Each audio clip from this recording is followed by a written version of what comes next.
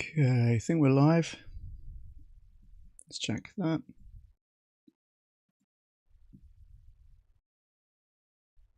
Yep, we're on YouTube.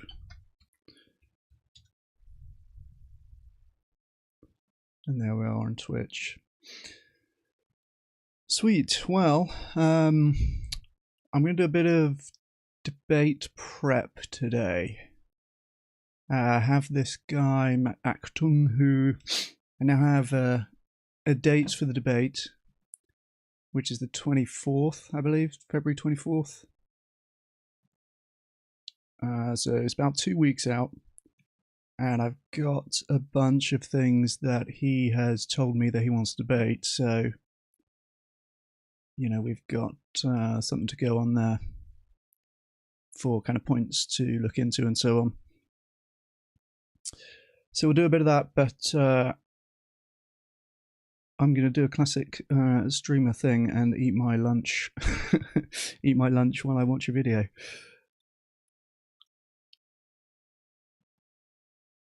So let's do this first, and then yeah, we'll do a bit of debate prep afterwards. Debate coming up on the 24th. Get in the diary. It's going to be evening UK time.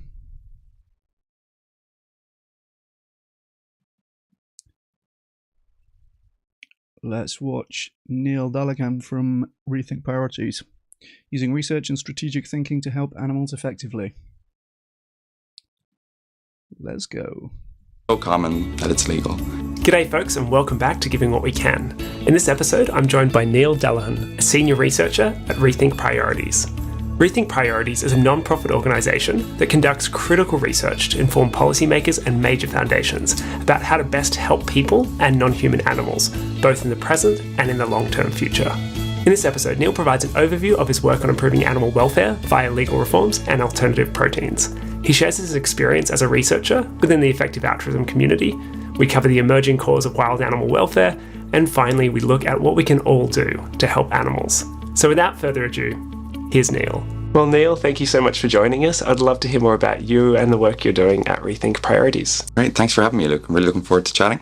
Yeah, so I'm a senior researcher at Rethink Priorities. It's a non-profit that conducts critical research to inform key decision makers on ways to improve the lives of humans and non-human animals now and in the future. And so a lot of the work that I've been doing recently is studying legislative reform in the European Union and forecasting production. I rate the fit. Volumes of cultured meat. Amazing. And how did you end up doing that? My background is in political science, so that gave me a lot of generalist research skills. And then it was sort of right time, right place, being in an environment of EA and like-minded people and finding this good job opportunity. Yeah, great. So you mentioned EA, which is effective altruism. Can you tell me a little bit about what interests you most about that field of research? Yeah, the thing that interests me most about effective altruism is that it's a set of tools for answering tough questions, not a set of truths. So it allows us to change our minds and change our interventions when we come across better evidence. And so we're not tied to doing the same old thing over and over again, even if it's not working. Wonderful. Can you tell me? Yeah, very true. That's what I have said. When people dissing effective altruism, I feel like it's like dissing science. It's really talking about the process and the method and the philosophy rather than like a static set of positions. So effective altruists could be wrong about particular things. And if they're doing it properly, then, you know, they should update, I should say we should update based on new evidence. So yeah, it irks me when people like diss effective altruism as a movement or as an idea, just because I think obviously what you want to do is use this philosophy and then kind of update when you get better evidence and so on. Tell me a little bit more about your work on farmed animal welfare and why that's particularly important. Yeah, so if you think that animals deserve any moral consideration at all, then there's almost certainly an unimaginable amount of suffering happening to animals in the farm system. Billions of animals are kept in extreme confinement, only to be used for human consumption. And the acts of violence that are committed against them, if you did to a pet dog, you would be thrown in jail, but they're routine. And the fact that they are routine is used as a justification for making them legal. They're so common that it's legal. And unfortunately, because global meat consumption is continuing to rise across the world, new forms of factory farming are popping up, like octopus farming, or farming fish on land, or now farming insects to feed to other animals. And globally, this is like relatively neglected as a cause area. Only about 200 million was spent by When it says farming fish on land, in water on land, right? As opposed to fish farms at sea. So although they've got the fish like in barns, or maybe they are, but they're in water in barns, right? Anyway. Organizations fighting factory farming in 2020, which pales in comparison to the amount spent on dog and cat shelters, which is far fewer animals affected. But luckily, there are some like promising signs of progress. We've seen cage-free corporate campaigns that seem to free animals in expectation from some of the worst forms of confinement. You've seen progress on alternative proteins like the Impossible Burger, and you've seen more governments recognizing the sentience of a wider scope of animals. So it's an area that has a lot of suffering, not enough funding, but luckily some tractable interventions. It's great to hear that you're focusing on this problem. Can you let me know how Rethink approaches this problem, the work you specifically do on this? So we use the common framework in effective altruism of importance, tractability, and neglectedness, trying to find problems that are large in scope, affect lots of animal lives in this case, tractable, that we have some evidence that the intervention might work and might be cost effective, that you get a lot of bang for your buck in terms of impact, and neglected, that there's not a lot of other people doing this and that if we stepped in, we could have a big impact.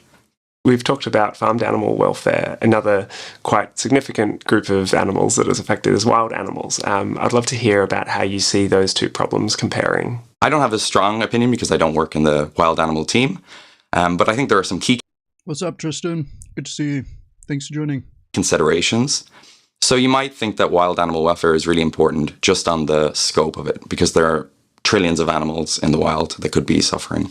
You might also think that exactly because we have seen so much progress in farmed animal welfare, that the long-run trend is positive, whereas you are more pessimistic about the long-run trend of how we'll treat animals in the wild, and so we need to continue working there.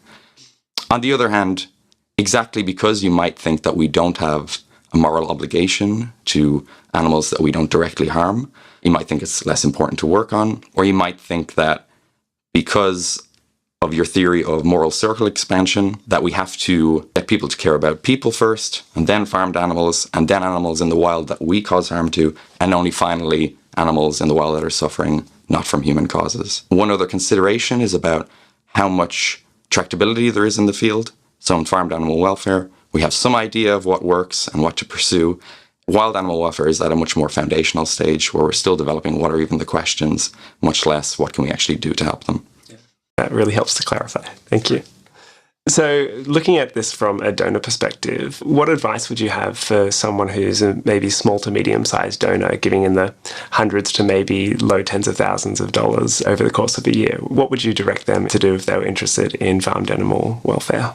So I think a lot of the recommendations on the Giving What We Can page are great. And I think the EA Animal Welfare Fund is a good default option. They're really good at spotting neglected, promising opportunities. In general, I think I'd suggest that people focus on a small number of groups that they're excited about and fund those. And you can also support these groups through a donor advised fund like the EA Animal Welfare Fund. I personally take a cue from Benjamin Todd of 80,000 Hours, who wrote a post that said, despite billions of dollars more funding, small donors can still have a significant impact. And so how I've taken that into practice is looking for riskier bets with higher potential upside, and that institutional donors are unlikely to fund. So that could look like giving a small amount to help kickstart a new organization in a new field, or contributing to political campaigns, or funding something at the edge of a more known cause area. Yeah. Speaking of which, are there anything within this space that you think is particularly neglected or exciting right now? If you look at the amount of money that's spent in this space, of the 200 million spent by 2,000 or so organizations fighting factory farming, 80% of that was spent in the US and Western Europe, despite the fact that most animals are farmed in Asia. So there's clearly opportunity for more funding in especially Southeast Asia and South America, and in animals that are farmed in large numbers like crustaceans, farmed fish, and other invertebrates. Yeah. I'd like to get your view on the different approaches to this problem. So you've got things like corporate campaigns, you've got, switching our food systems with alternative proteins.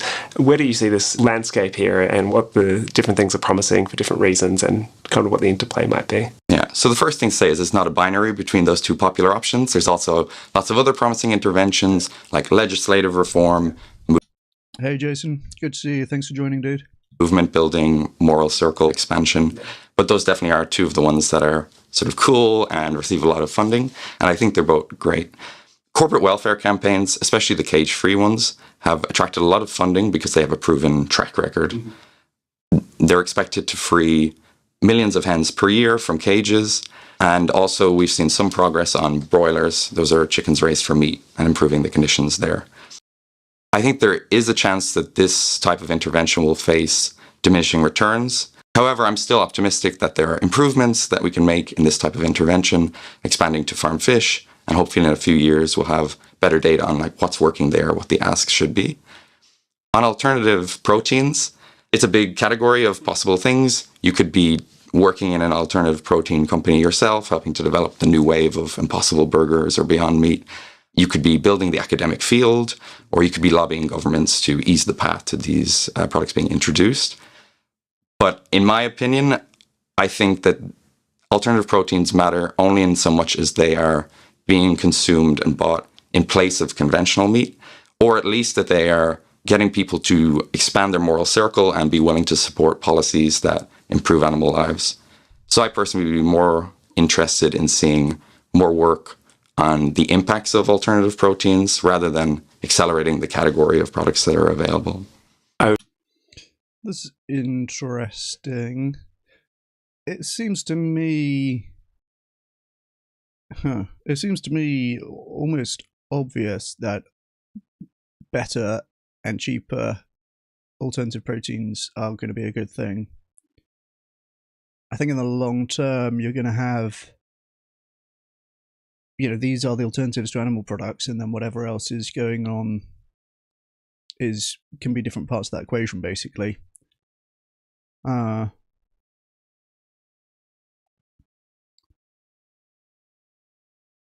There's also a thing about making it a better experience to be a vegetarian or vegan, right? Presumably if you have better alternative proteins, you get fewer people dropping out of veganism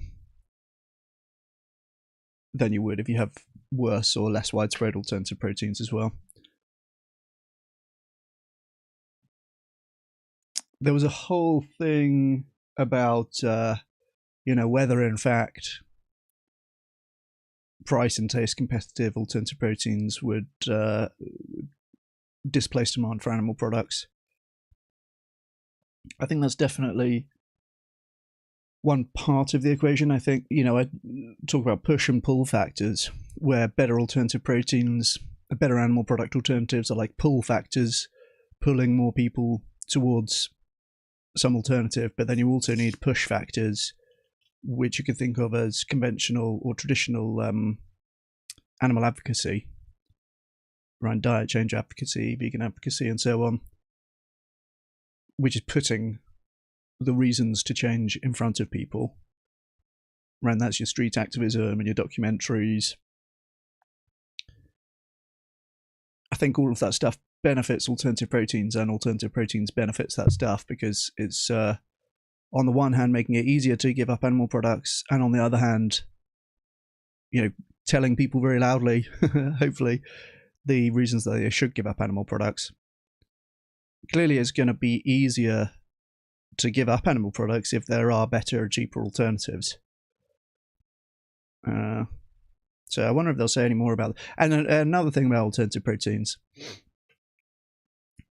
This is an area where there's essentially infinite funding that could go into this. Or, well, there's a lot of funding needed for cultivated meat, for example, to get to the stage where it's going to be price competitive and widespread and so on.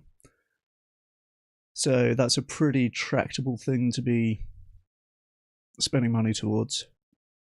But yeah, I haven't had that much skepticism that alternative proteins are an important part of the solution.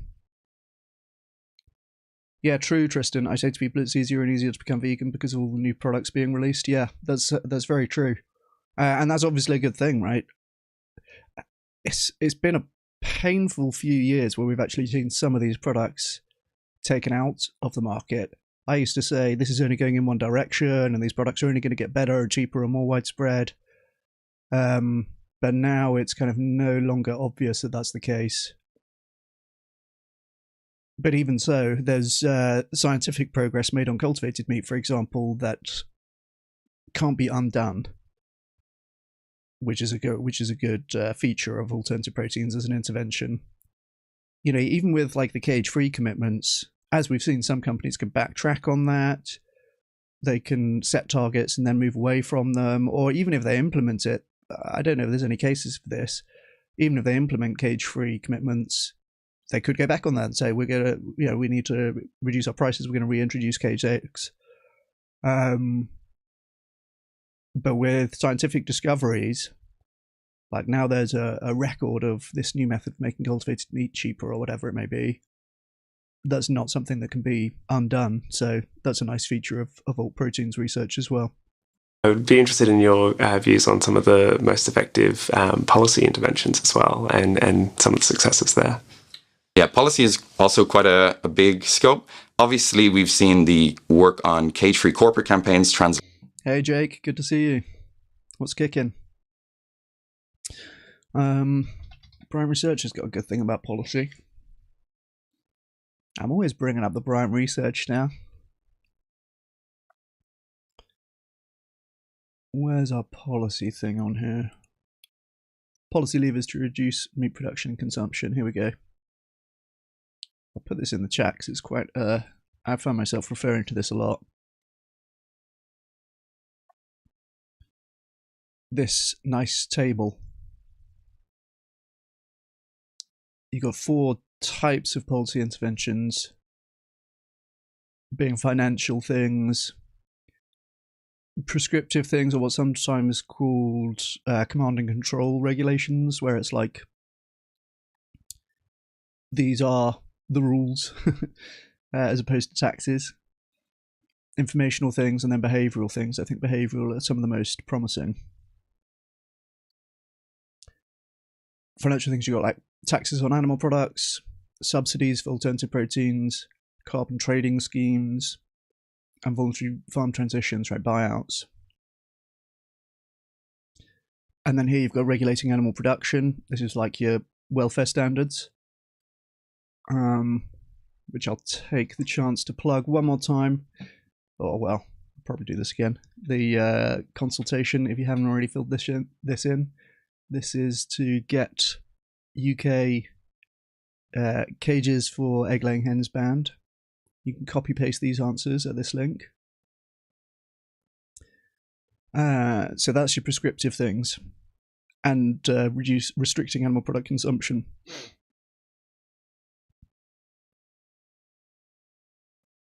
But for each of these, I've listed 2 things, like likely impact and political popularity.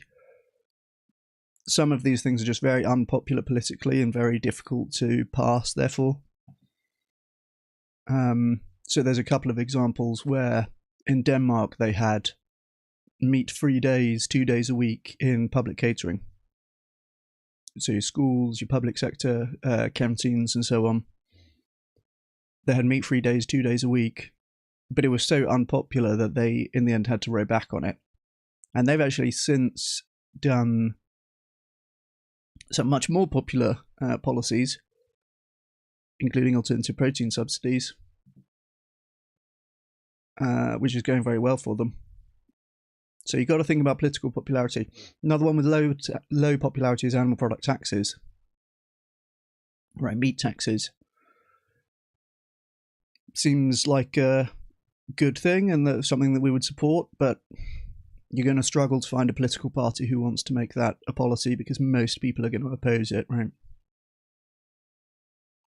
Things with high popularity alt protein subsidies, like most people are up for it if you say, hey, the government's going to either invest in research or like cut taxes on meat alternatives.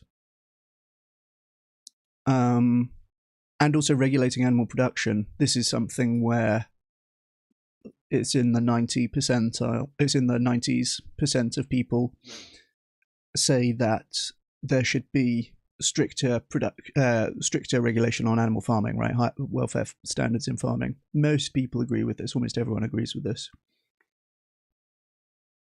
You got informational things, dietary guidelines. We know about RFK's new guidelines, right? Public information campaigns, meat advertisement bans. I've got this as low popularity, but as we know, this actually did pass recently in Amsterdam, where they're going to ban meat adverts, and that was not the first Dutch city to do it either.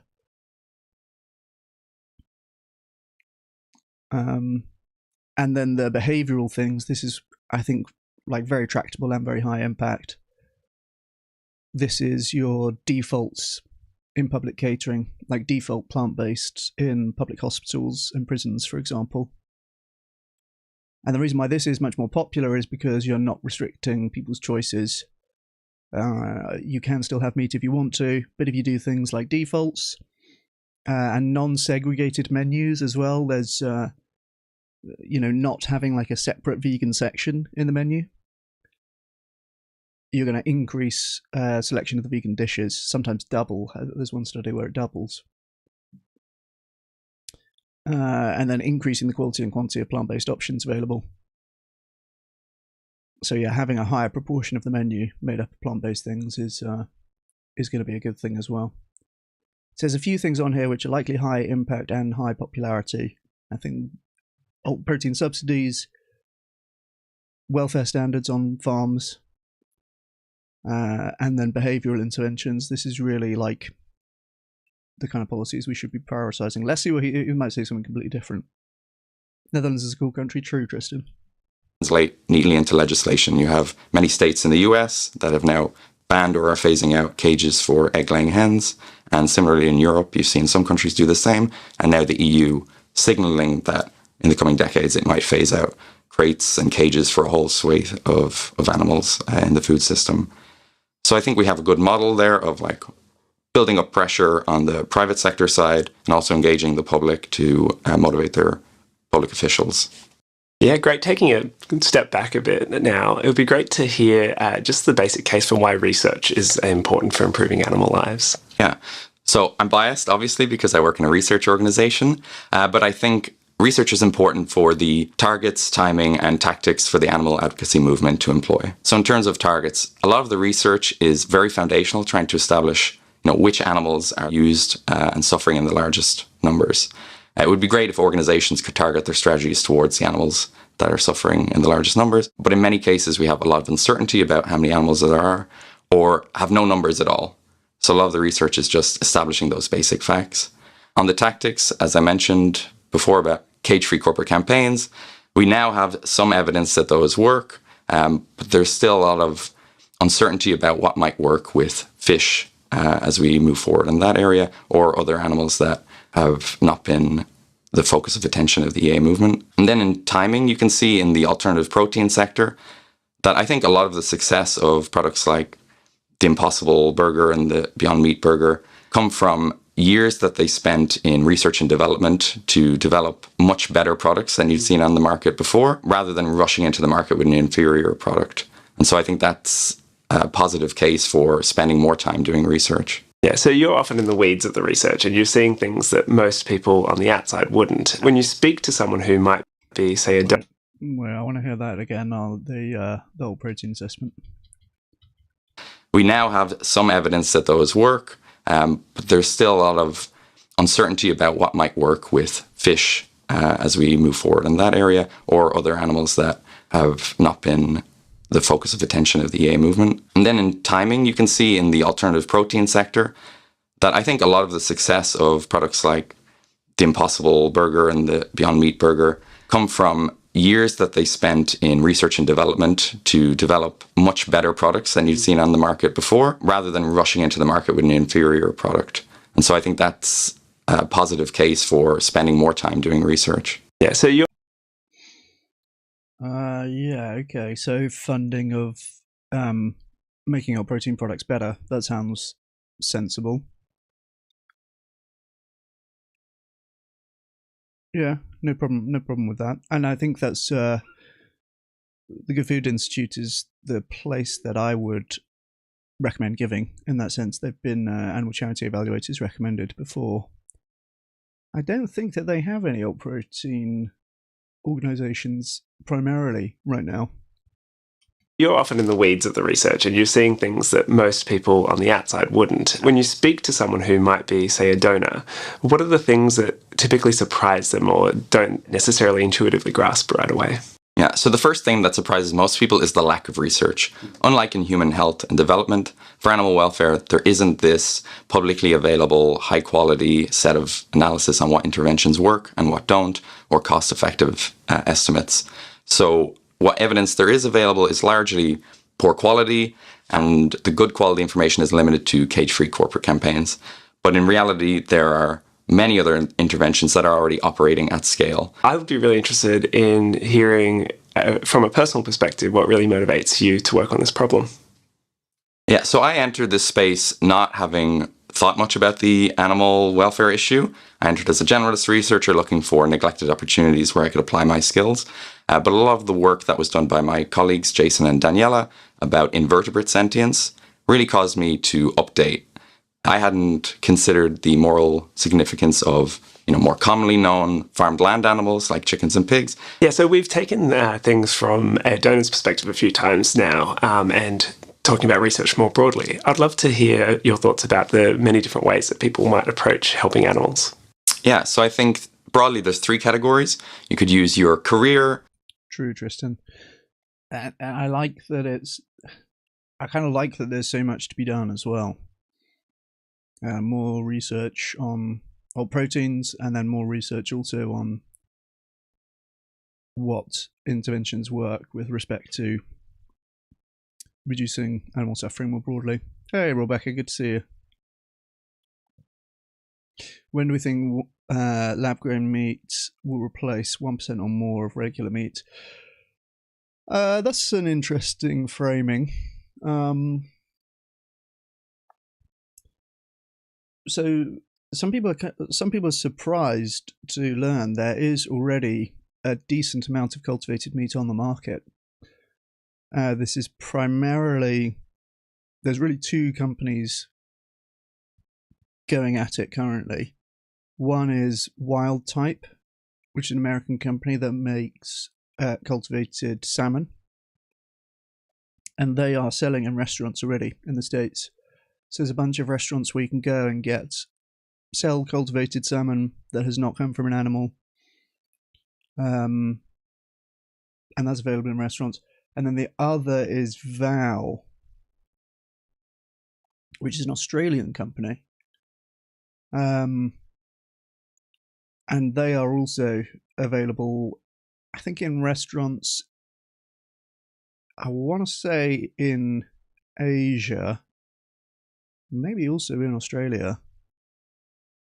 So there's a couple of companies that are already selling products, not at a huge scale. It's probably not getting to 1% of the meat market.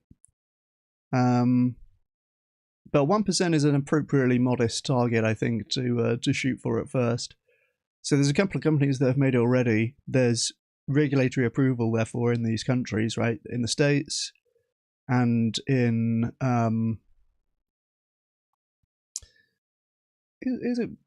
is cultivated meat approved in Australia? I should know this.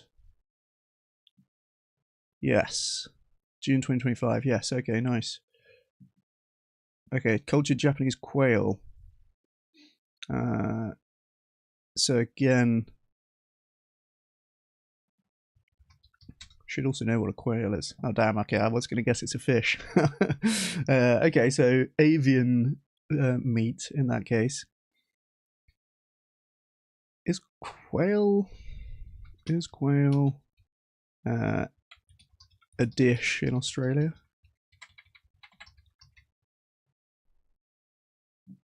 Popular dish. Okay, fair enough. I'm not up on what birds are edible, I guess. Certainly on Australia. But yeah, so there's quail, cultivated quail being sold in Australia, and yeah, that's right. And cultivated salmon being sold in the States. Probably not at 1% yet, but I mean, for a nice modest target like that, I would think that it could get there within a couple of years, really. Think it could be several years. Yeah, I mean, it's moving at pace now, right? Some of these approvals are like in the last year, so it's really just coming online. Of course, there's been products sold in Singapore as well for some time. But yeah, again, I don't know if it's getting to... I can buy Val online? No way. Ah, okay, it's like a sort of foie gras type thing. That makes sense. Well, you know, they said at a conference that I was at that that over 100,000 people have had their product now. Which honestly is way more than I would have guessed. Because a lot of the times when you hear about, cultivated meat sold, like in the Singapore thing, I think it was very modest volumes. I know some people who went to Singapore during that time with the intention of eating it, and they were like, we couldn't get any. Your vote and your audience. So you could go and work for or found an effective animal advocacy organization or an alternative protein company and move the movement forward there. Or you could, if you're lucky enough to live in a country that has safe and accessible civic participation, you could support candidates or... Hey, these prices are not crazy either. Bear in mind, these are going to be kind of posh products. This is like foie gras equivalent, right? So the price point that they're trying to get under is kind of high. Cultured quail croquettes, $30 for 20 of them. Is this US dollars? Australian dollars? And can I order these to the UK? That's what I want to know.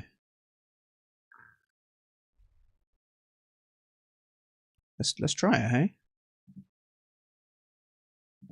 Australian dollars. So how much is this? 30 AUD to GBP. Fucking hell! 15 quid! And to USD as well for the Americans. $21 for 20 little croquettes like this. Our cultured quail croquettes are crisp and golden, giving way to a creamy and umami mash of desiree potato and parfait. Nostalgia, but better. No prep, no faff, just deep, meaty, rich flavour, ready to go straight from the freezer. For the best result, shallow fry, then pile high. Plays well with aioli, pickled chilies, shaved truffle, and a glass of something crisp. This is a super reasonable price. I feel like this is... I want to say this is not that far off price parity.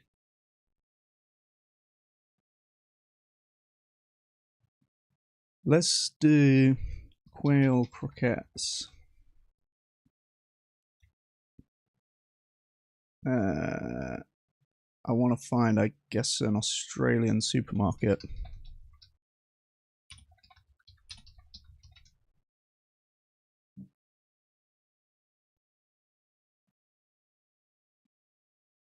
This is telling me about the cultured ones again. That's not what I want.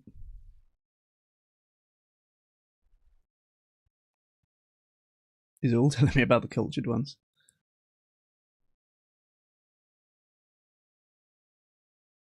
Can I order these to the UK? That's the next.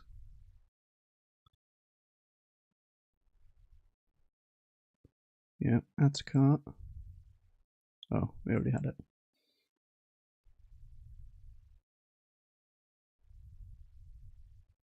Think they don't ship internationally?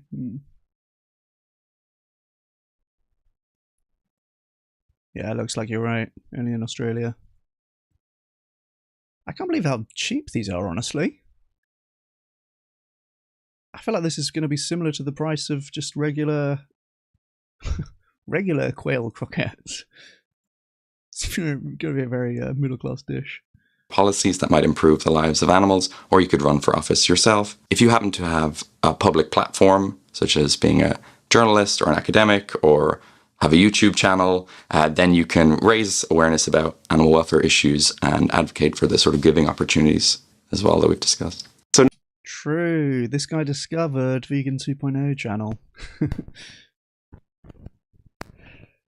We need to grow the channel. I'm dual streaming on Twitch, which they tell me is good for discoverability. I always have one viewer on Twitch. Thank you to my one Twitch viewer for watching. I do appreciate you.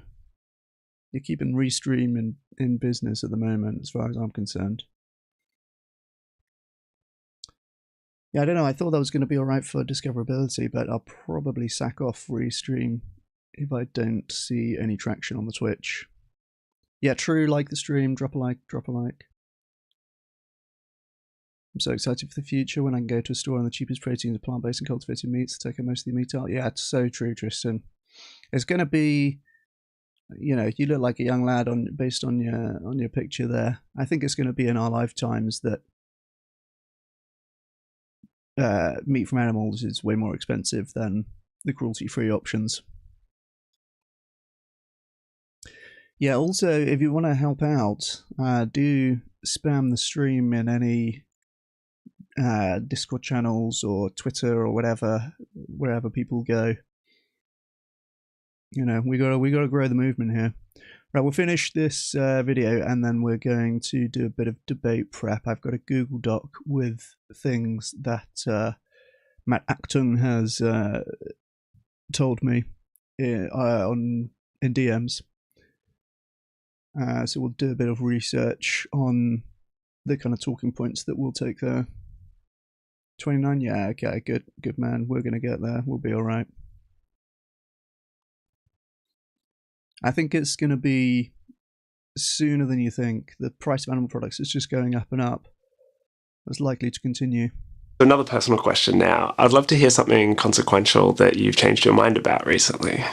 Yeah, I think the biggest update for me over like the last year has been more sort of ambitious and risky. So I think beforehand I would have focused my giving and my research work on very known quantities with very certain but maybe small impact. And I think now I'm much more willing to focus on things where there's a really high potential upside, even if the probability seems lower. And so that affects where I give my donations, what research projects I undertake, and also doing speaking engagements like this, where I'm naturally more of an introverted person, but I can see the value in disseminating research to targeted audiences, even when, you know, the down. Yeah, true, Tristan. I just started working out again. Just been back in the gym the last 2 days after a bit of a hiatus. Not too bad on the gym consistency, but I was off for a few weeks, and it's enough to see my lifts get a bit weaker. But yeah, trying to look smacks for the vegan 2.0s, you know. Downside is maybe a bit embarrassment if I'm a terrible communicator, but the upside could be changing a lot of people's minds. Yeah, were there any things in particular that led to that shift? I think a lot of the writings on the EA forum, especially this post by Benjamin Todd about being ambitious, has shaped it. And also now the large amount of funding that's come into the effective altruism movement, I think, has given us more room to fund bigger projects that can scale. I'd be really interested in hearing a little bit more about some of the forecasting work that you've done around the next kind of 30 years of the space. Yeah, so specifically my colleague Lynch and I looked into forecasting cultured meat. Cultured meat, which is animal cells grown in a bioreactor into something that we would recognize as meat. No animals are farmed or slaughtered to produce this product, so it offers a lot of potential for reducing suffering without people having to compromise on eating the food that they like. So we looked at a public database of predictions from cultured meat companies about when their products would come to market, and unfortunately found that they were systematically over-optimistic about when their products would be on sale. So then we gathered a panel of expert forecasters to predict what production volumes of cultured meat we might expect to see per year over the next 30 years. Unfortunately for those excited about this space, the results suggested that annual production of cultured meat over the next 30 years would not be any larger than total plant-based meat in the US. So that might suggest that simply pumping a lot of money in the short term into this space, hoping to nudge it into being a widely available product, might not be the most promising strategy, but instead supporting more long-term payoff interventions that we might not see the results of for decades. Or damn. Well, that's a bit of bad news for those of us who are chatting about cultivated meat just now. The companies have generally been over-optimistic with their forecasts. I think that's kind of like to be expected. And the expert panel seems to think that it's not going to get to volumes above current plant-based meat in the next 30 years. Hey, Indef, good to see you. Thanks for joining. We just got truth bombed on cultivated meat timelines. I'm not sure if his inference, though, is correct about therefore it's not worth pumping money into. Surely if there's enough money pumped into it, we can bring that timeline forward. In any case, I think that us young'uns will still be kicking in 30 years. Certainly we'll all have the chance to be eating it before that, right? This is to get to the volumes of plant-based meat today, which is not nothing. And again, yeah, if you're in Australia or if you're in America, in some states in America, you can already go have cultivated meat. And a few other places as well. The Vow thing is crazy. It's way cheaper than I was expecting. funding things that are also likely to. Yeah, AI and the climate crisis will accelerate the timeline. Yeah, I kind of agree with that. Yeah, AI could definitely have a lot of useful applications in cultivated meat. That's a good shout. To reduce suffering of animals. I'd be interested in your theory of changes to what the distribution might look like over time. I have some intuitions that cultured proteins may have like some really strong successes, maybe in something like milk, for example, but even if they're very successful, continue to be like marginal in the volume because many people actually don't care if it comes from a real animal, but some people will, and it might be the difference. That's my guesses, but I'm completely a novice in this space and would love to hear kind of what your intuitions are, having done. Yeah, that's where you need your push-pull factors, right? You got to have the animal advocacy as well. On this research. Yeah, so I think some interesting research on consumer acceptance surveys from Chris Bryant and others has shown that the people who are most interested in... Hey, name dropped. I didn't know that was in here. Yeah, let's see that again. That's based. Your intuitions are, having done this research. Yeah, so I think some interesting research on consumer acceptance surveys from Chris Bryant and others has shown that the people...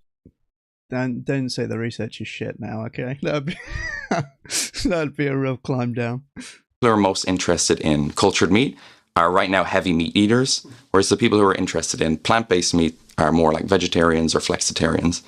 And to the extent that we think cultured meat will be limited to being an ingredient in plant-based products otherwise, I think those heavy meat eater respondents will view this product as just another version of plant-based meat, and that could limit how much it is adopted by the public. Interesting. Yeah, vegetarians and vegans, like, we're all vegan 2.0 here, so we're pretty woke on cultivated meat. But for the most part, yeah, most surveys I've looked at say vegetarians and vegans are like the least interested groups in eating cultivated meat, which is fair enough. I mean, a lot of people stop eating meat and then they just don't want to eat meat, right? So that even if you take out the reasons why they wouldn't be eating meat in terms of animal cruelty and so on, they're just not interested in eating meat. And I think I've always said that's largely fine and maybe even a good thing. One, because as Andy Shovel said, it matters how much you're selling to non-vegans, right? That's where you're actually displacing demand for the animal products. And also because we don't want it to be seen as a vegan product. So that's that's an important thing to consider as well. But he's saying here that if it is going down the hybrid road where it's kind of plant-based with some cultivated ingredients, it kind of increases the chances of people seeing it as more like an extension of plant-based, in which case they might be more hesitant to engage with it, which is kind of fair. I mean, I will say, I've had cultivated meat, as I've mentioned on the channel a couple of times, from cultivated beef and also cultivated seafood, and both of those products were hybrids, where it's like mostly plant-based and has cultivated animal cells between, I think, like 5% up to about 30%, so it's majority plant-based. But those cells make a hell of a difference. Both products that I had, I was like, wow, this is beef. I a lot of the plant-based things, but it's very, very different in my experience. I thought it was very impressive. Wow, I can't believe I was name dropped here. That's so based. So that's why I'm trying to hedge my bets by investing both in like welfare reforms that improve the lives of the animals that will.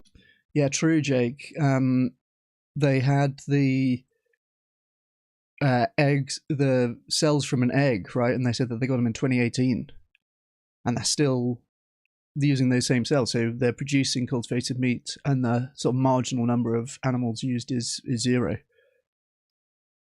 So, I mean, that makes it, if you were really being a purist, you could say, well, that cell at some point, 8 years ago has come from an egg, and therefore it's not vegan. I would eat it. The marginal demand for animals is 0. So I would eat that. But again, it's like it's not mainly for us vegans, although based vegan 2.0s may be excited to eat it, as I am. Will remain in the farm system for many, many decades, and also be more open-minded in what types of alternative proteins we might explore. Like, it's not just cultured meat or plant-based meat. There's also fermentation of various fungi, there's algae, there could be other more exciting ingredients and forms of meat alternatives. Yeah, amazing. So, if you were given $1 billion to distribute to solve some of these problems, I'd be really interested in how you would spend it. Yeah, so if you have $1 billion, please give it to me. I think this is a really exciting question because there's a lot of discussion right now about so-called mega projects that could absorb up to $100 million per year and affect much larger numbers of animals than we can currently affect with our smaller scale interventions. So when I talked about some neglected regions being in Southeast Asia and South America, one of the bottlenecks appears to be a lack of people who will actually go and implement the interventions that we think work. So I'd be quite excited to have a big financial push to generate more people. So that could look like fellowships or training programs or meat reduction education in universities. Very true, Jake. I was thinking that. Yeah. And true, Tristan, it's like a huge trolley problem. Yeah, it's similar to impossible meat testing on animals in the beginning. Yeah, I was thinking of that. Again, it's like the marginal number of animals here is going to be 0. I've heard that they did that. I don't know how true this is, but I've heard that they did that deliberately to get vegan disavowals so that it would not be seen as a vegan product. I don't know how true that is. I can't even remember where I heard that, but it kind of weirdly makes sense. They don't want it to be seen as a vegan product, right? And I have seen some people disavow it on that basis, but, there you go. What do you guys think about the role of gut biome and changing senses and thereby behavior? Yeah, I don't know much about it in depth. But there definitely is something freaky going on there, right? They had to test for the soy heme. Yeah, that was it. Okay, maybe I just made that thing up about trolling the vegans then. That was just cultivated meat consumption, increased consumption of products from animals. Yeah, maybe if it's in line, assuming that is the effect of the gut biome thing. I'd rather support Beyond, but if people want to go from eating meat to Impossible, I wouldn't be against it. Yeah. I'm pretty indifferent on that, honestly. We don't have that many Impossible products here in the UK. I think you can get Impossible chicken dippers or something like that in food service only, but you don't get it in supermarkets here. You don't have Impossible Burger here because it's GM. We don't have GM foods in Europe, which is very cucked. Cities to build the pipeline of people who could implement the interventions that we know work in the regions that have been neglected. Yeah. And if you had any final asks for anyone listening to or watching this, what would it be? I think the most important thing for people is to consider how you're actually Sorry, I wasn't paying attention to his answer about the $1 billion. Let's hear that again. Generate more people. So that could affect regions $1 billion per year and affect much larger numbers. I'm really interested in how you would spend it. Yeah, so if you have $1 billion, please give it to me. I think this is a really exciting question because there's a lot of discussion right now about so-called mega projects that could absorb up to $100 million per year and affect much larger numbers of animals than we can currently affect with our smaller scale interventions. So when I talked about some neglected regions being in Southeast Asia and South America, one of the bottlenecks appears to be a lack of people who will actually go and implement the interventions that we think work. So I'd be quite excited to have a big financial push to generate more people. So that could look like fellowships or training programs or meat reduction education in universities to build the pipeline of people who could implement the interventions that we know work in the regions that have been neglected. Yeah. That's a pretty good answer. So that's like New Roots Institute kind of thing. Education in universities. We were talking about ASAP the other day, right? At Allied Scholars for Animal Protection. That's where Neil O'Donoghue would put his $1 billion. So whoever was in here, I think it was Rob Becker, who is here now. I was here earlier. Looks like looks like you were right. Looks like you were right.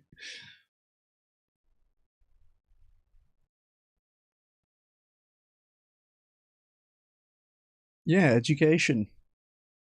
I mean, it makes sense. And in particularly saying in the neglected regions, I think one key difficulty, so much of this, we're talking about China now. And it's a little bit different rules over there. You don't have animal advocacy in the sense that we would think of it, because you can't be doing street protests in mainstream China. So it's a bit different rules. The China-focused organization recommended by Animal Charity Evaluators is that Good Food Fund. And that is very sort of diplomatic, working with the Chinese government and so on, which is really, the only option for doing interventions in China. It has to be something that the government's going to be on board with. Fortunately, the Chinese government is actually quite on board with meat reduction. They have targets, I think by 2030, which equate to cutting in half current meat consumption levels in China. And they've also made decent investments in cultivated meat. China cultivated meat. Let's have a look. There's quite a recent thing on this. They've put a load of money into a big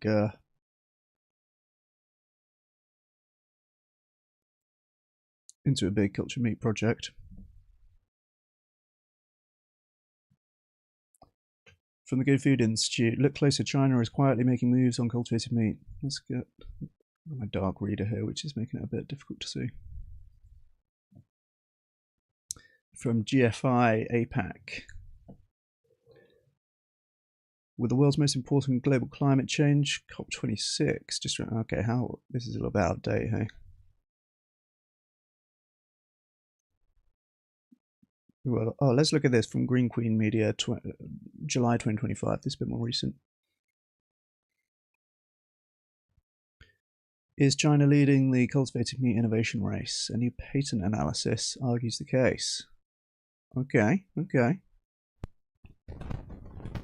A leader in the green energy and electric vehicles, China is spearheading the protein transition too, with more cultivated meat patent applicants than any other nation.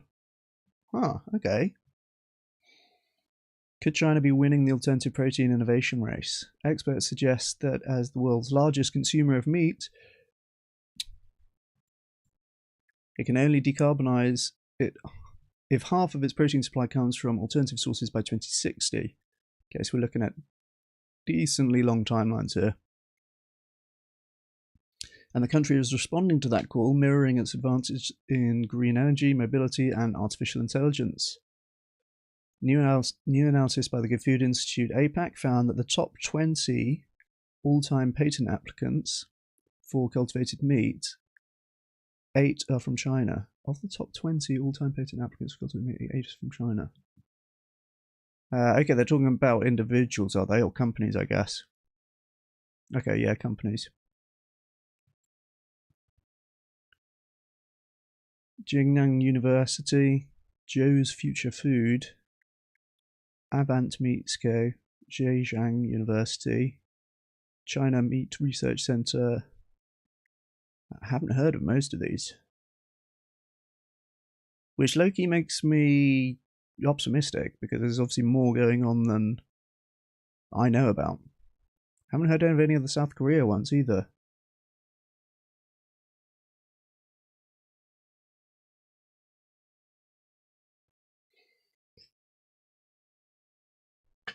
There's twice as many as the next on the list, Israel, with 4 applicants, followed by 3 from South Korea and the US.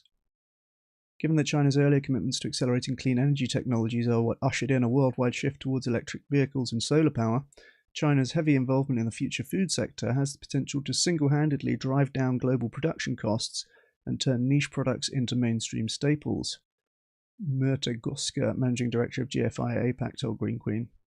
China is strategically positioning itself as a locus of technological innovation, government-funded R&D, and policy leadership that can supercharge Asia's ascendant future foods industry, she added.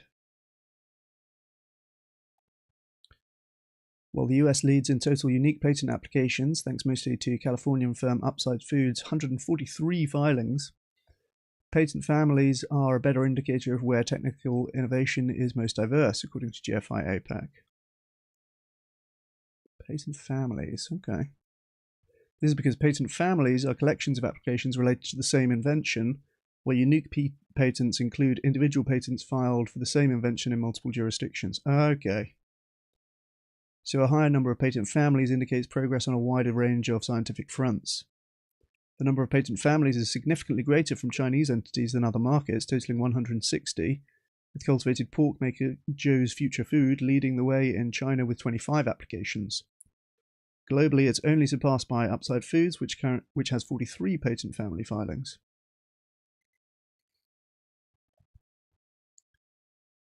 While these patents cover a broad range of technological innovations, they're all related to animal cell cultivation for food. Specific applications include cell line development, cell culture media development, cell scaffolding for creating particular meat products, or enabling technologies to produce cultivated meat more efficiently, GFI APAC said.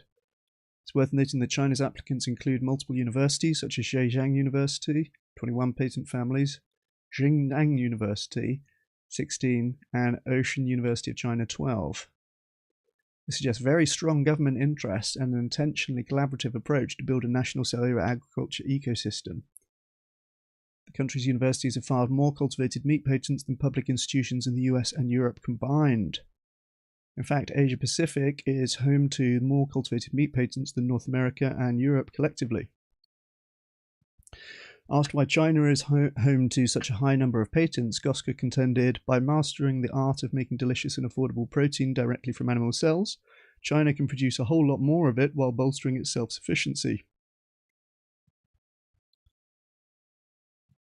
Wow, okay, so I guess these are the university ones largely. Or government funded anyway, public patent families. And yeah, China mogging everyone else. Wow, South Korea's got a lot going on as well. Really haven't heard much about that. So this is really cool. A lot of the progress, I mean, I know about cultivated meat companies in the US and in Israel and in the UK and the Netherlands. I don't really know anything about the Asian ones. China absolutely mogging on total patent families. South Korea are also doing really well, which I feel like I haven't heard anything about. And Japan has a decent number as well, which I've heard a little bit about, but not much. Well, this is some hopium, hey.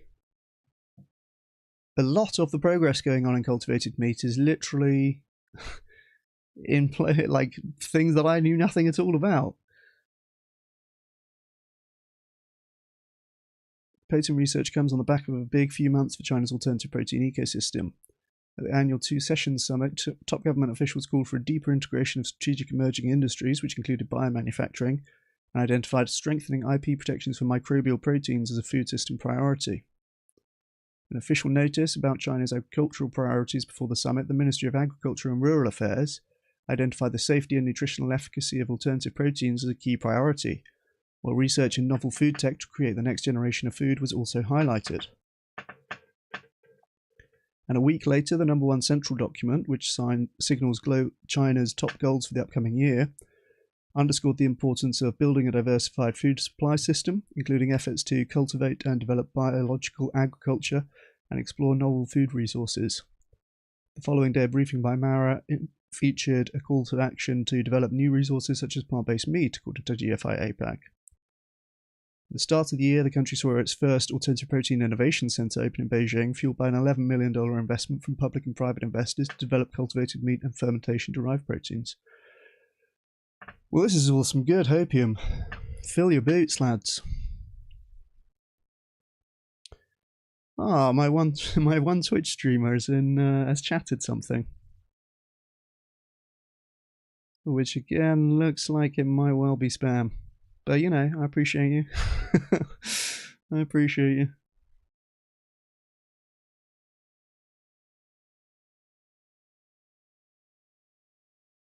Oh yeah, you're talking about the gut biome thing. I hate so many animal products, but male gut very much did not. Yeah, okay, interesting.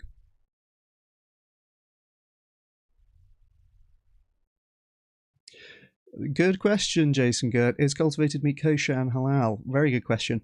Kosher, yes, for the most part. I think there's some conditions around that, but like basically yes. I did some research on this.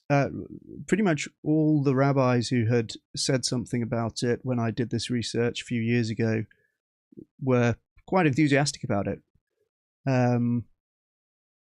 And I believe there might even be some Torah passages that can be interpreted as like referring to cultivated meat. They talk about, is it like meat coming out of the sky or something like that? But long story short, kosher, yes, there's good support in the Jewish community for, and the Orthodox Union, which I guess is the main religious authority, is supportive of cultivated meat. So kosher, yes. Halal is a little bit more difficult. They, as I recall, and again, this is a few years ago, so it might the research might change now, but halal, as I recall, the thinking is that it can be halal if the cells come from an animal who is then halal slaughtered, which kind of defeats the point. But again, maybe you could make thousands of kilos from the one animal that gets halal slaughtered, right? In which case you take that deal.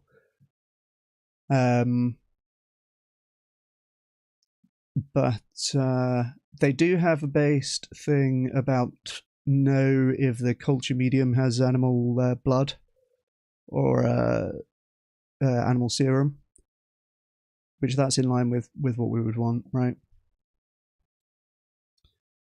So yeah, kosher, yes, for the most part. Halal, yes, with some conditions. But basically good news on both those fronts. Very good question, though. In May, the Beijing Municipal Commission of Development and Reform released a 2025-27 joint action plan with the Pinggu district government, marking the capital's first district-level special policy to advance the green economy. This was the first time China has released a government-issued action plan specifically for alternative proteins. Well, that's cool. Further, the national government's current 5-year agriculture plan encourages research in cultivated meat and recombinant proteins, while the bioeconomy development plan aims to advance novel foods. And President Xi Jinping has called for a grand food vision that includes plant-based and microbial protein sources. I actually can't overstate how good news this is. China's like 1/7 of the world's population, something like that. And again, it's not like Europe and America, where it's kind of more free market and maybe people invest in this, maybe they don't, maybe the companies do well, maybe they don't. It's a different game in China. It's pretty much, if the government wants it to happen, it's going to happen. So this is some real hopium fuel for vegan 2.0s. This graph is crazy. The patent families, which again, I think this makes sense to count rather than the single patents, because that can just be the same thing in multiple different states, for example. China just absolutely mogging. And from what we're reading, all of their government institutions are like very supportive of cultivated meat. Hey, that's another thing to consider as well. I wonder how many of the experts consulted in that forecasting exercise were thinking about China. Probably they're mostly going to be Westerners and thinking about cultivated meat companies in Europe and America, as is what I mainly think about.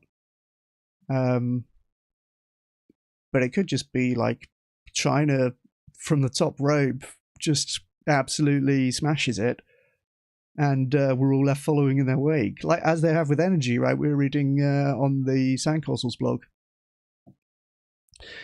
And again, China uniquely positioned to do this well, because they mog on energy and they also mog on manufacturing capacity, like to an extent where Europe and America just cannot compete.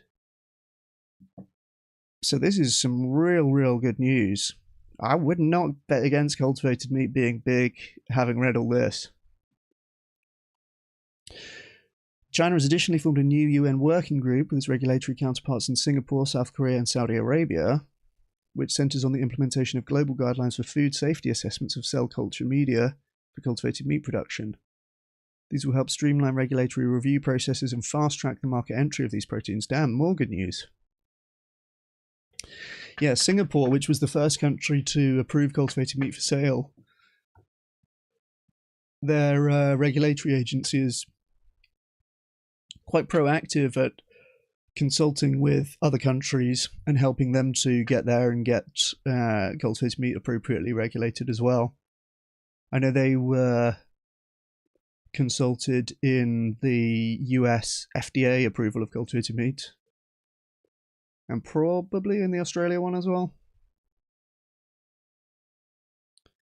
But yeah, they've been a leader there, and good to know that China's working with them and others to make this happen. One cannot overstate the significance of Asia's largest economy, putting cultivated meat and other novel ingredients at the center of its national food strategy, said Goska. Yeah, true.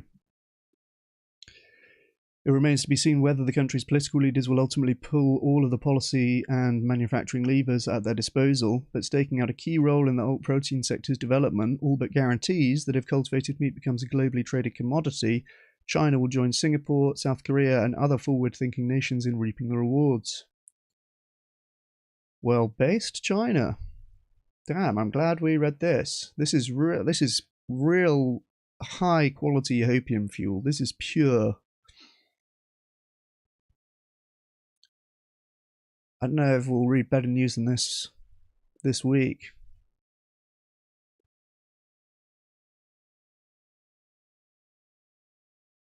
This is bloody excellent.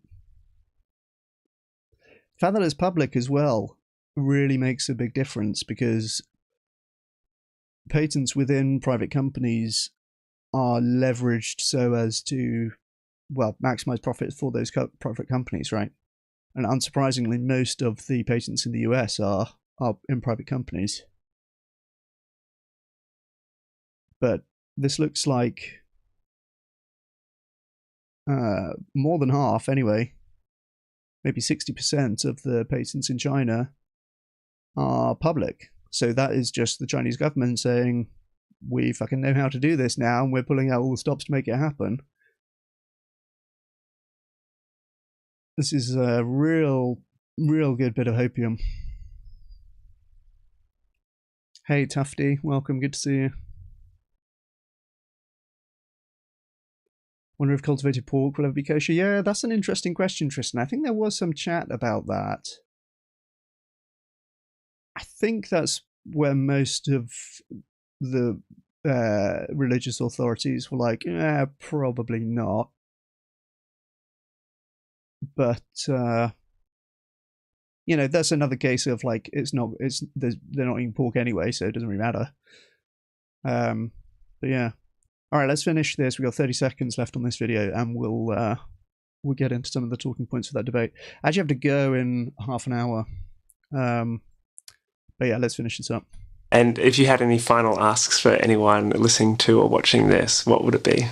I think the most important thing for people is to consider how your actions are affecting animals and what ways you can improve them. And an easy way to do that is to give to highly effective charities. Yeah. Well, thank you so much for joining me today. This has been really fascinating. I've learnt a lot, and I hope others have too. Thanks for having me, Luke. I really enjoyed it. True. Little vegan 2.0 conclusion there. Give to highly effective charities. And again, I think that the real play is giving to animal charity evaluators or to EA animal welfare funds. Let's have a look at EA animal welfare funds. This is where I give. These are like meta funds so that you can basically delegate the decision making about which organizations it goes to. What you don't really want to do is get tied into some charity that's currently recommended by animal charity evaluators. Then they update their evaluations, and then you may or may not feel or like remember to change where you're giving, or feel that you want to do that. So giving to the EA Animal Welfare Funds or to Animal Charity Evaluators Fund, I think, is the best play. And yeah, again, like a very easy way that you can reliably help a lot of animals. These are the two places I'd recommend giving.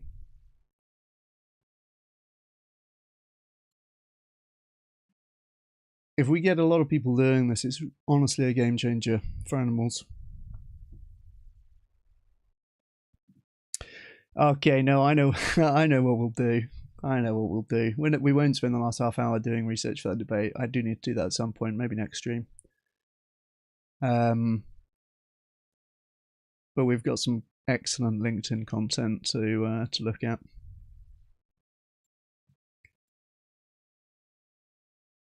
We're mogging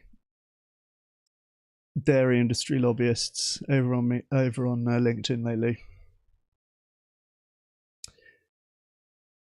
This is referring to a recent case in the UK where they've just made the decision in the UK Supreme Court that the company Oatly cannot use the phrase post-milk generation in marketing its products. Actually, let's actually have a look at the story for this.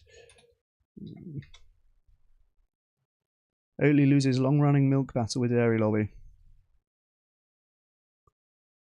Plant-based drink maker Oatly has lost a long-running legal battle over its use of the word milk in its marketing. The Swedish company tried to trademark the slogan post-milk generation in the UK in 2021, but Dairy UK, the representative body for the British dairy farmers, objected. Following rulings in several courts, the UK Supreme Court on Wednesday said Oatly could neither trademark nor use the phrase post-milk generation. The long-running dispute has centred on Dairy UK's argument that under trademark law, the term milk can only be used to refer to products that come from an animal. That has been the case for some time in the UK, by the way. This is actually another thing where I'm sorry to say that Americans are a bit more sensible than we are. Or they have it right for the most part, right? We're looking at the American states which have overruled bans on using meat terms on plant-based meat. And the argument is always that this is misleading consumers, which is totally stupid as far as I'm concerned. So if you go to a supermarket in America, you'll find soy milk and almond milk and oat milk. If you go to a supermarket in the UK, you won't find any of that stuff. You will, however, find soy drink, an oat drink, an almond drink. Very cringe, but that is the way that it is in the UK. Of course, everyone says oat milk and soy milk, right? Everyone does refer to it this way, and probably you wouldn't even, like most people in the UK would be surprised to learn that. Surely you're allowed to say oat milk, aren't you? I've got some soy milk right here. Doesn't actually really say anything. It says plant-based, smooth and subtle. Oh yeah, there it is on the back. I don't know if you can see that. Ooh. Soya drink. So you won't find any soy milk here in the UK. And this is particularly stupid because the phrase that they're not being allowed to use is post-milk generation. Post-milk as in after milk, as in not milk. The dairy industry are claiming, and the Supreme Court ruled, the phrase post-milk generation could confuse people over whether Oatly's products are completely milk-free or merely have a low milk content. Interesting thing here, I wonder if they would be allowed to use the phrase milk-free. They must say dairy-free on here somewhere, right?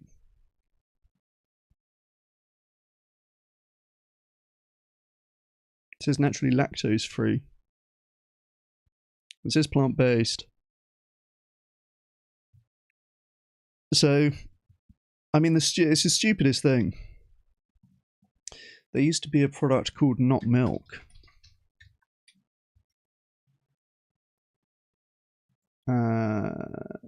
This is the one I'm thinking of. This is Not Milk. You don't see this anymore. Because the dairy industry said that people might be confused that it is milk. I'm not joking. Like, what a stupid argument. I don't know how this has been ruled this way. Oatly's general manager for the UK and Ireland, Brian Carroll, I guess that's pronounced, said the case was a way to stifle competition and is not in the interest of the British public. True. This decision creates unnecessary confusion and an uneven playing field for plant-based products that solely benefits big dairy. True. Because the relevant law only applies to food products, Oatly is still allowed to sell t-shirts bearing the slogan post-milk generation, which it had made before the ensuing legal battle. And so on and so forth. I won't... well, shall I read all this? I guess I've read half of it now. In November 2021, Dairy UK appealed to the Intellectual Property Office not to let the company trademark the phrase. The IPO rejected Oatly's application to trademark the phrase. The firm took the decision to the High Court, which ruled that the IPO was wrong to conclude that consumers would be confused by the phrase. But the Court of Appeal ruled in December 2024 that the term milk can only be used to describe animal products.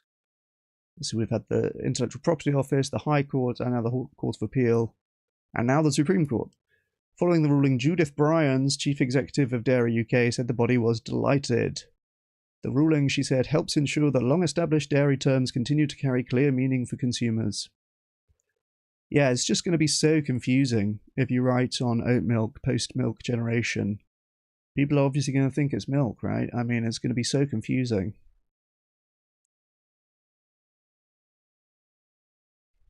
Last year, the EU Parliament voted to ban the use of terms such as oat milk and veggie burger, but such a ban will not come into force until it's backed by the European Commission and all 27 member states.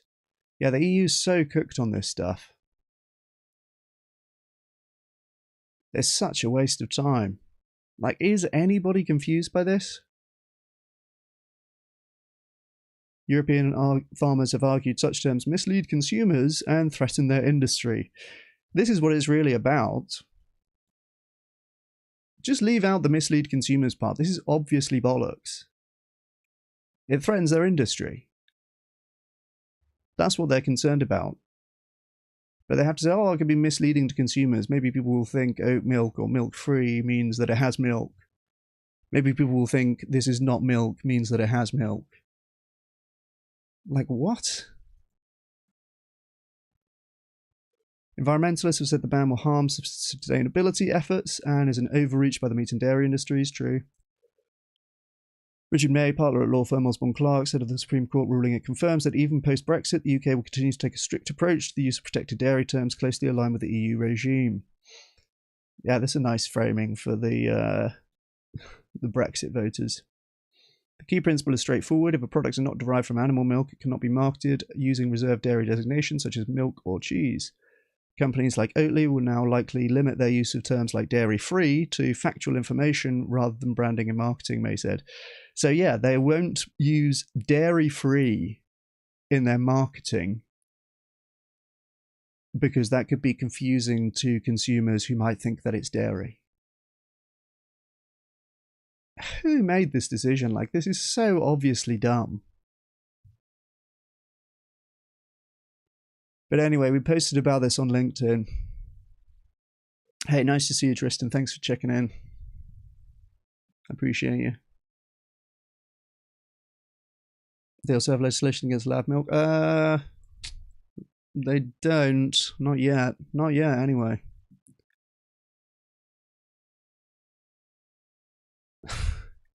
Yeah. So we posted about this on LinkedIn. I said, don't worry, guys. Now that Oatly can't say post-milk generation, this is going to come right back. Definitely. And here is a graph from my favorite organization, the Agriculture and Horticulture Development Board, who puts levies on UK farmers in order to run disinformation campaigns about the quote-unquote benefits of meat and dairy. And their data shows that UK per capita liquid milk consumption has fallen by 50% since 1974. Look at that. What a lovely trajectory that is, eh? This is per capita dairy milk consumption in the UK. It's just down and down and down. This is not something you'd want to be invested in, right? Line go down.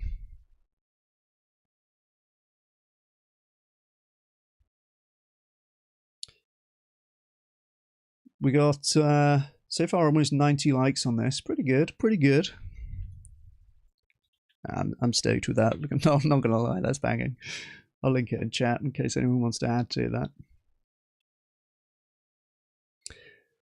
And my old friend Paul Wood commented on this.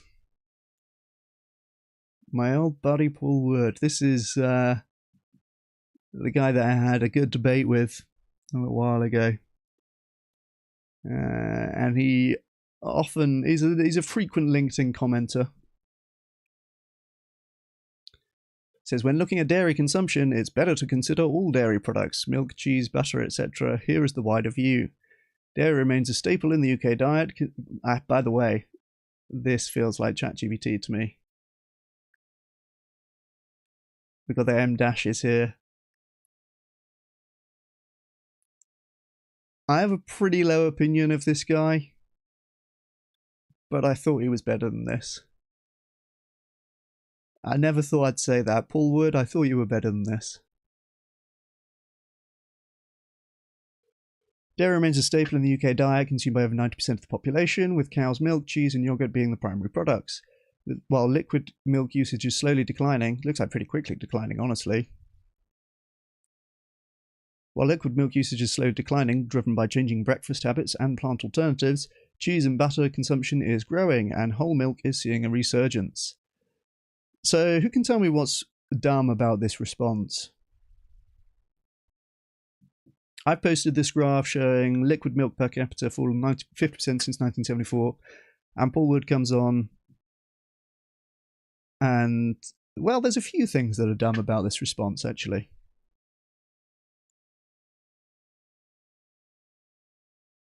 First of all, I'm talking about a specific case about Oatly and milk, right? So that's why I'm posting about milk. Because we're talking about milk.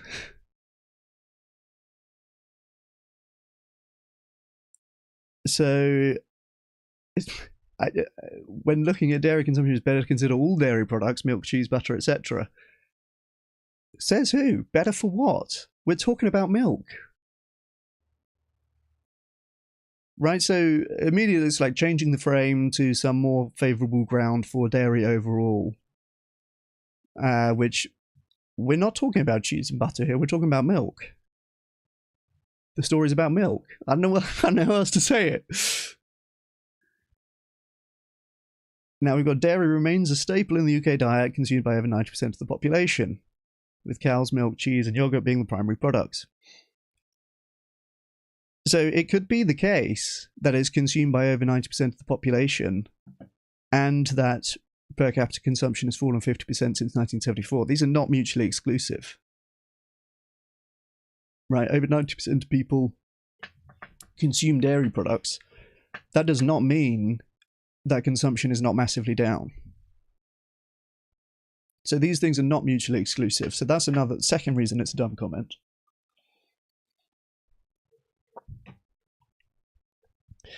And now third reason it's a dumb comment, we've got cheese and butter consumption is growing and whole milk is seeing a resurgence.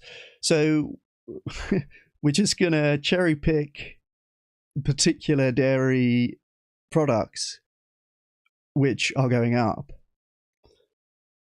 Now, that's fine, you can do that.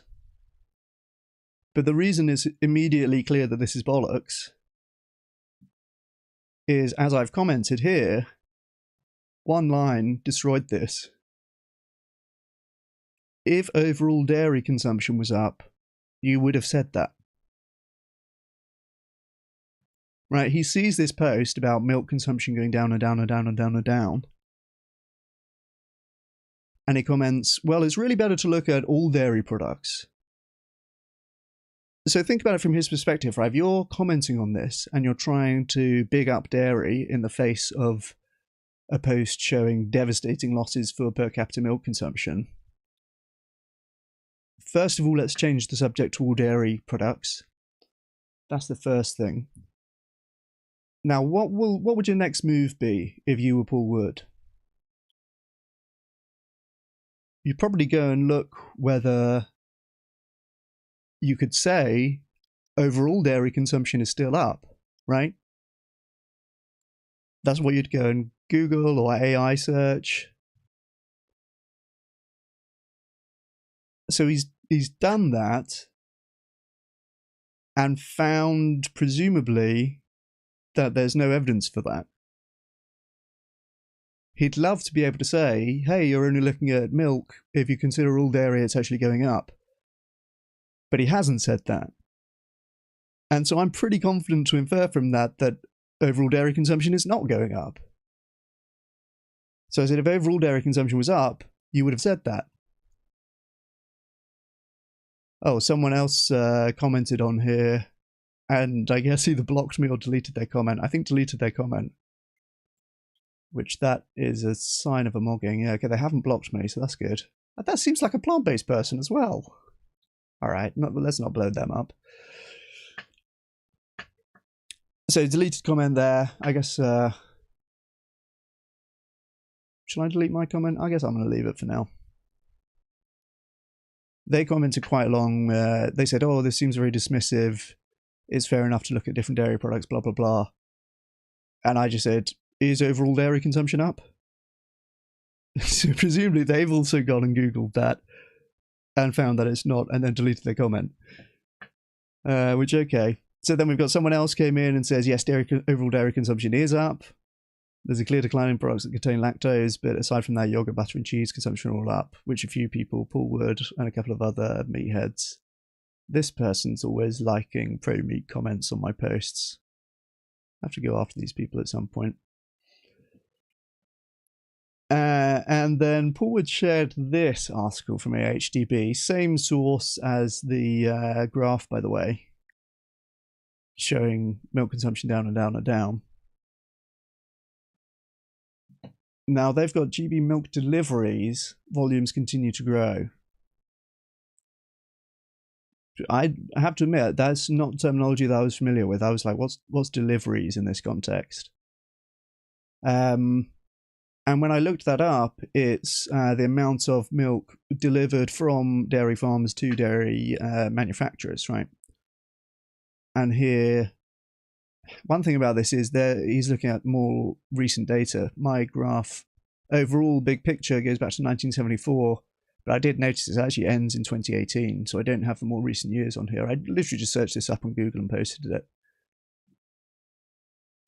But they're saying that in the more recent years, 2025-26, dairy deliveries, or milk deliveries, are up year on year. Well, that's not the same as demand, though. And in fact, they've said here, global milk flows continue to surge amid a period of sluggish demand. There's also other articles which we've seen about, farm gate price cuts, which began in autumn, increasing severity. So this is saying production is up, right, which is not the same as consumption.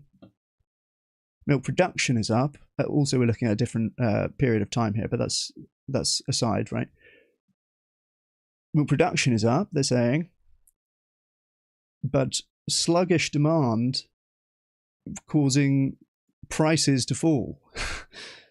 So if anything, this is talking about a supply glut, right? There's too much supply, there's falling demand, and therefore the prices for milk have gone down. I said this article is literally describing a supply glut with falling prices due to sluggish demand. And I've got about 100 different comments then from somebody else citing an FDA source, which I'm not going to go into now.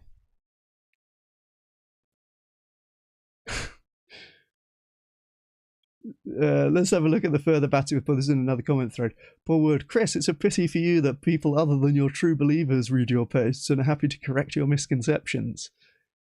I said, on the contrary, I relish the disagreements, particularly when they're so deliciously incorrect.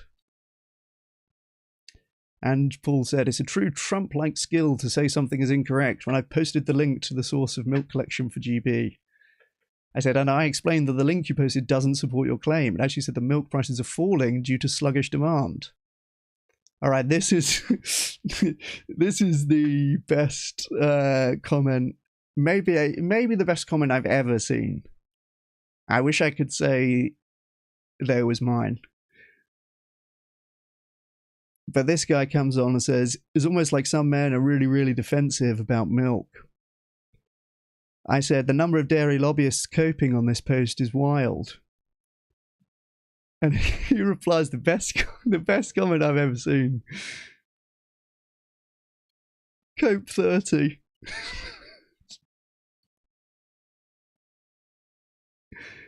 What do you call it when livestock industry lobbyists are coping? Cope 30. That's too good. That's too good. I read that in the German, it just cracked me up. Oh, here's another beauty, by the way. This guy, Malte Rubach, which this guy is such a little... I want to wedgie this fucking guy. Look at that. This is so cringe, right? His name's Malte Ruback, initials MR, and he calls himself MR Expert, Mr. Expert. Get it? Because his name's MR. Ugh. And this guy is a notorious spreader of disinformation on meat and animal products. And do you know what I have to say? Normally puts in more effort than this. This guy's typical comments, right? That's very cringe. This guy's typical comments, yeah, this is like more like his typical posts. He'll do these like several graphs, and then he does like a commentary on what each graph is supposedly showing. Invariably, they're pretty misleading. This is in German. I'm not going to go into this now, but normally he at least makes some effort. And they're all of these graphs are like leading one to believe that meat is fine and it's decarbonizing and it's healthy and all the rest of it. So normally has some quite, like, he puts in some effort, right? He's talking bollocks, but he puts in some effort. Here he just says, actually, there's an increase in national production and supply of milk, excluding butter. It's still on high levels. I've only just noticed the excluding butter as well. I wonder why he would put that in there. Is that just another caveat that he would otherwise be incorrect? And I said, Malte Ruback, you're getting worse at misleading framing of stats each time. Production and supply is not consumption and demand. Still on high levels is not incompatible with decreasing. The supply of milk is still on high levels. And then it's talking about production supply, again, not the same, right? There's increasing supply, and then, oh, there's another Paul Wood comment here, I haven't seen this. Alright, he's talking about supply still, so we know, by the way, that the excess supply, they just tip it down the fucking drain. So this is, and by the way, this is not a vegan source, right? This is from the body in charge of promoting dairy in the UK. And they're telling us that per capita milk consumption has fallen 50% since 1974. And it's pretty consistently down, right? This ends in 2018. I'm going to guess that if we had the more recent 8 or so years of data, we'd see this downward trend continuing on. So there's some good villains from this particular post. Oh, here's another beauty. Gianpietro Sandri, this vet who likes to comment on a lot of my things. He's a vet, but not the good kind. He's a livestock vet. He's basically a livestock person. He says, there's definitely too few milking cows in the UK. You need more. Who's this liked by? It's a couple of fucking villains. Yeah, this Paul Wood and this other guy, Jean-Michel. I said, given the dairy consumption keeps getting lower, I'd say we probably have too many.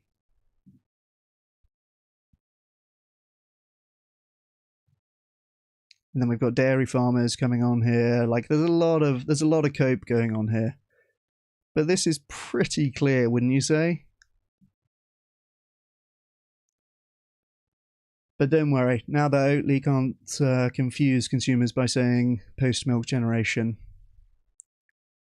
I'm sure we're going to see this bounce right back. What a bunch of clowns. Hey, look at that. We recognise this guy. What a handsome lad. Are we connected on LinkedIn, Jake? We should be. Mr. Cringe, yeah, true, Jason. And by the way, there's another person who's run from debate with me several times. Fuck me, 20,000 followers though. A lot of people listen to these morons. Freelance for 10 years, yeah.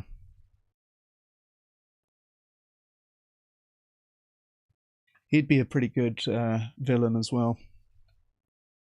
I'd love to debate this guy. He's turned down several debate challenges.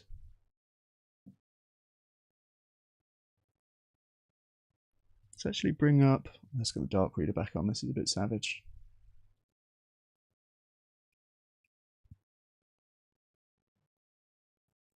Post not too long ago calling out that guy.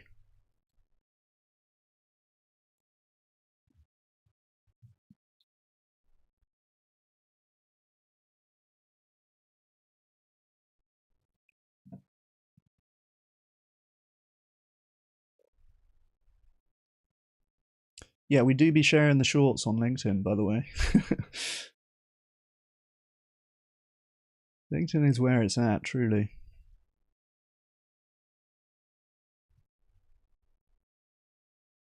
I even live streamed on LinkedIn the other day when we were watching Claire Carlisle. So the whole stream, 1 hour 40. Or I guess not the whole stream. Didn't get much traction though, not gonna lie.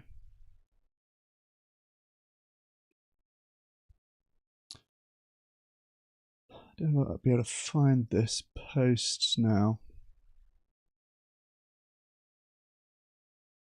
But it was a good... it was a good call-out post. You're going to have to trust me.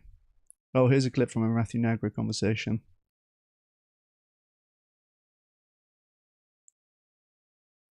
Oh, it might have been in my plant-based meats healthier than meat week. Yeah, here it is, here it is, here it is.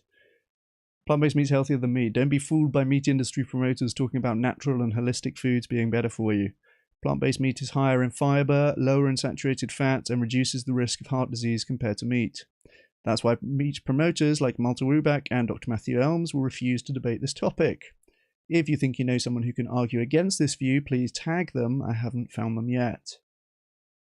We got 153 comments. Guess how many tags of people who thought that they could argue against this view?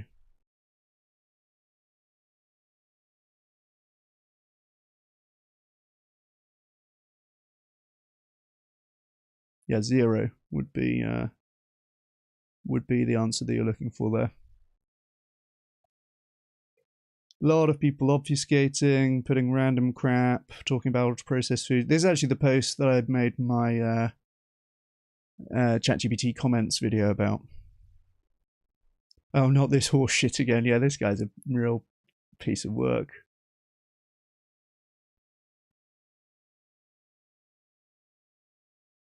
Yeah, Mutual Connections are all the villainous meat industry people.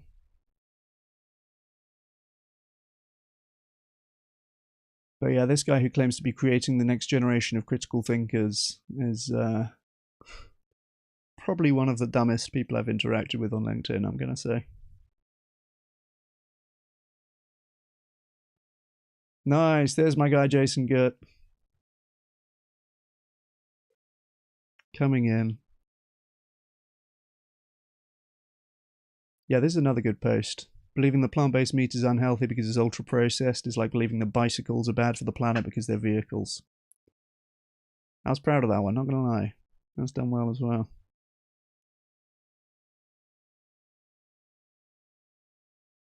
And, you know, nobody... Oh, this is where we had the little bit of the bridge building from Matt Acton. Couldn't quite like it though. Anyway, we looked at this post the other day, so I don't want to label the point. But yes, newest post, meat industry or dairy industry, lobbyists stay mad, stay attending COPE 30. Per capita milk consumption has fallen by 50% since 1974. But the UK Supreme Court rules that post-milk generation might be confusing. And even saying milk-free in their marketing is going to likely, or dairy-free is going to likely be ruled as not allowed. So you can't say that it's milk, and you can't say that it isn't milk.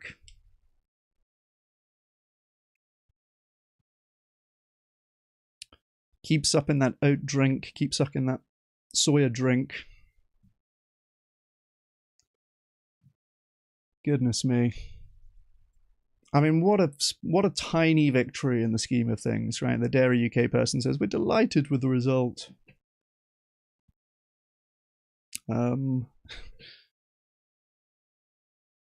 Be delighted with the last 50 years of steady decline? Yeesh.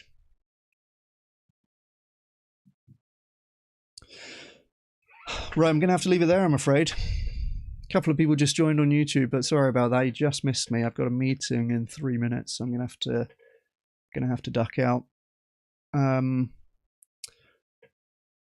I will most likely stream tomorrow afternoon. I've been enjoying the afternoon streams. We get the morning people in America and the afternoon slackers here in the UK. We love them both. So yeah, I'll probably stream tomorrow afternoon, and I guess I'll do some evening streams next week as well. Just for the people who don't be watching YouTube at work, which, you know, fair enough. Fair enough. All right. Nice to see you guys. Thank you so much for joining. Appreciate you guys. And,